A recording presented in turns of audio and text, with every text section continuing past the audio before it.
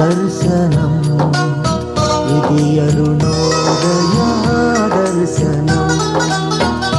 అరుణోదయ దర్శనం అనే కార్యక్రమానికి మీ అందరికి స్వాగతం పలుకుతున్నానండి.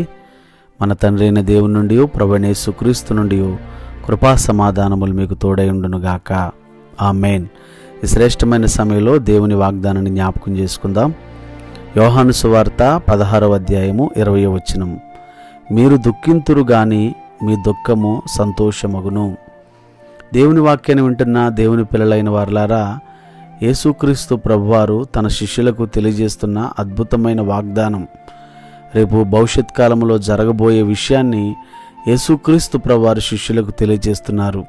నా శిష్యులారా, మీకు రాబోయే భవిష్యత్ కాలంలో దుఃఖము కలుగుతుంది, వేదన కలుగుతుంది, నిందలు కలుగుతాయి, హింస కలుగుతుంది. అయినప్పటికీ మీరు దుఃఖింతురు కానీ మీ దుఃఖము సంతోషదాయకంగా మార్చబడుతుంది అనే విషయాన్ని యేసుక్రీస్తు ప్రభువారు తెలియజేస్తున్నారు. అంటే రాబోయే భవిష్యత్ కాలంలో శిష్యులు పరిచర్య చేస్తున్నప్పుడు వారికి కలిగే గాయాలు, వారికి కలిగే నిందలు, వారికి కలిగే అవమానాలను మరి యేసుక్రీస్తు ప్రభువారు ముందుగా తెలియచేస్తూ మీరు ధైర్యముగా ఉండాలి, మీరు దుఃఖపడినప్పటికీ మీ దుఃఖము సంతోషకరముగా మార్చబడుతుంది అనే విషయాన్ని యేసుక్రీస్తు ప్రభువారు శిష్యులకు తెలియచేస్తున్నారండి.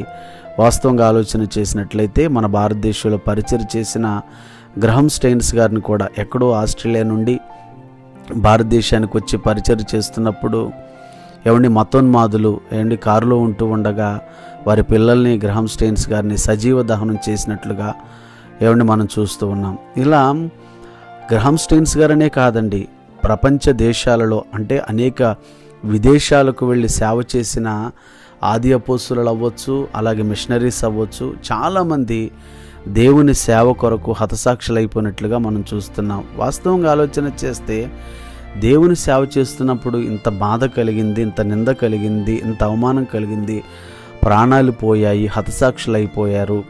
అయినప్పటికీ ఎందుకు వారు అంత సంతోషంగా దేవుని సేవ చేశారంటే ఒకటేనండి, ఈ లోకంలో మనం యాత్రికులము, ఈ లోకంలో మనం పరదేశులము, ఈ లోకంలో ఎంత సంపాదించినప్పటికీ దేవుని బిడ్డలారా మనం చిల్లి గవ కూడా తీసుకెళ్ళాం. ఇంకోటి తెలుసండి, సుగంధ తైలము కంటే మంచి పేరు మేలు అని వాక్యం చెప్తుంది. అంటే దేవుని పరిచర్య కొరకు మనం మంచి పేరును సంపాదించుకొని దేవునికి సేవ చేసేవారిగా మనం ఉండాలండి.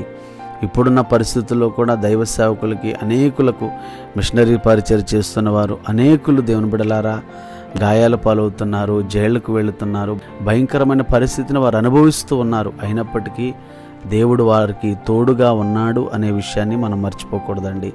ఏదేమైనప్పటికీ దేవుని బిడ్డలారా, దేవుని వాక్యానుసారంగా నడిచినప్పుడు కష్టాలు వస్తాయి, కన్నీళ్ళు వస్తాయి, వేదన వస్తుంది, దుఃఖం కలుగుతుంది.